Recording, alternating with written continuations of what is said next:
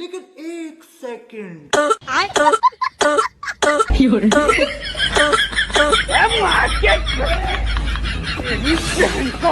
अब तू गया बेटा, अब तू गया, देख तेरी औकात मैं दिखाता हूँ तुझे। ये गड़बड़ है बाबा। साला एकदम से दिमाग खराब करके रख दिए हो।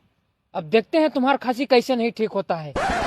डॉक्टर साहब इस बार तो दिक्कत वाली कोनो बातें नहीं है। साले को खटिया में एकदम चिपका के रस्सी से बांधे हैं। बस आप किसी तरह से सुई लगा दीजिए डॉक्टर साहब। अबे तू टेंशन मत ले, आज तो साले को सुई लगा कर ही रहूंगा, चाहे उसमें मेरी जान चली जाएगी। चलो भाई देखो अपने क्या करते हैं।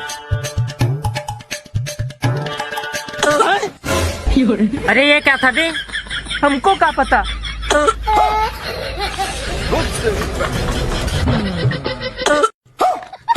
और अभी तो रुको, क्लाइमैक्स अभी बाकी। साला तुम तो बोले थे बांध कर रखे हैं इसको। अरे तो हमको क्या पता था साला खटिया लेके उड़ने लगेगा। तुम इसको सुई लगाओ, तब तक हम कुछ जुगाड़ करते हैं।